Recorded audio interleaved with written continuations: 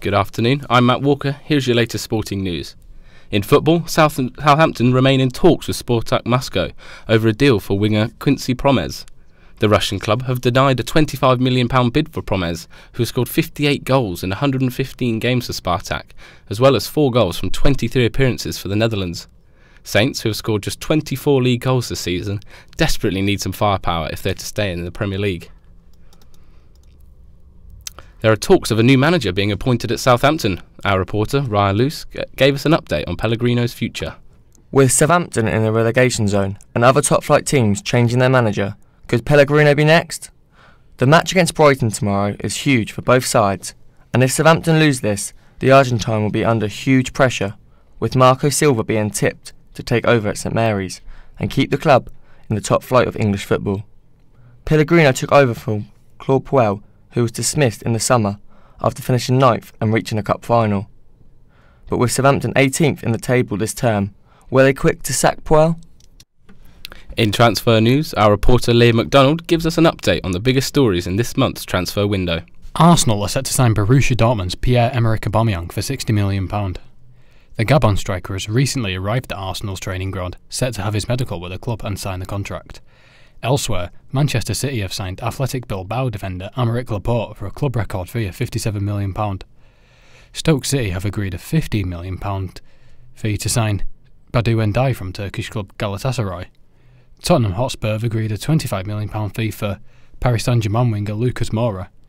Daniel Sturridge has joined West Bromwich Albion on loan from Liverpool, and Leicester City forward Ahmed Musa has rejoined his former club CSKA Moscow on loan till the end of the season. There are some interesting matches in the Premier League tonight. Arsenal travel to Swansea, while Liverpool face a potentially tricky encounter away at Huddersfield. In the other match, there is a mid-table clash between West Ham and Crystal Palace at the London Stadium. There are 7 matches in the Premier League tomorrow night. In other football news, fans are celebrating the life of Cyrille Regis, whose funeral took place earlier today. Regis is widely credited with inspiring a generation of black players, particularly in the 1980s. The funeral took place earlier this morning, with celebrations continuing at the ground later on. West Bromwich Albion fans have shared their memories of Regis. Paved the way for a lot of players, black players now, and he was an inspiration. He took it out on the ball. He says, okay, if you're going to hate me for my colour, you're going to love me for my goals. Nothing put him off, really hard working, put up with all the abuse that many people threw at him, and what a gentleman. In tennis, Roger Federer is now enjoying a well-deserved rest after winning the Australian Open, becoming the first man to win 20 Grand Slam titles.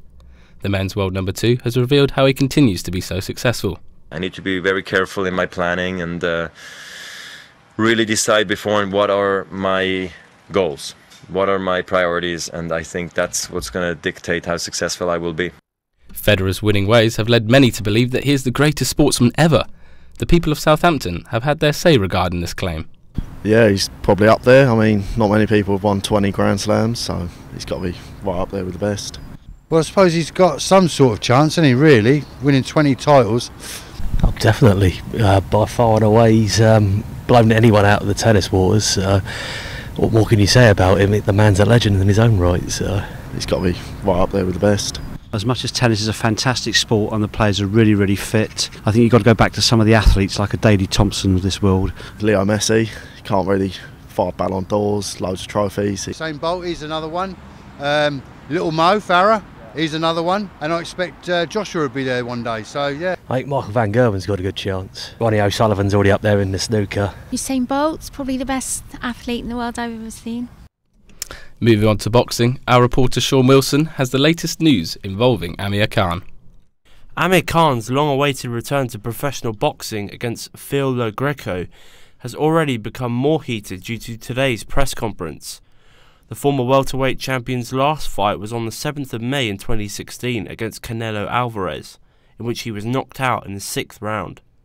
In today's press conference, Khan threw water over Lo Greco after the latter made a joke about his personal life. The fight is due to take place at the Liverpool Echo Arena on the 21st of March 2018.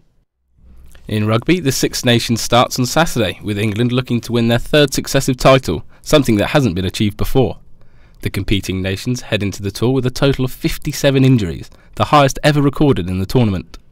England face Italy on Sunday, taking a squad that has been hit with 14 injuries, with players such as Billy Vunipola and Elliot Daly missing out.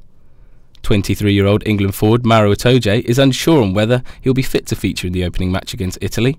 He has returned to training after breaking his jaw in December, but despite his desire to play, he remains focused on helping the team prepare. Two things I'm focusing on.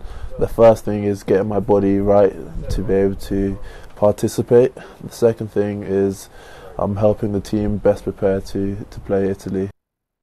In Formula 1, two-time world champion Fernando Alonso has signed up to race in the 2018 and 2019 Le Mans 24-hour endurance race with Toyota. He will also compete in the other rounds of the World Series, which begins in May. That's all for today. That's all from us for today. We'll be back tomorrow. And remember, you can connect today on our website, solentjournalism.co.uk, or our Twitter page @SolentSportNews.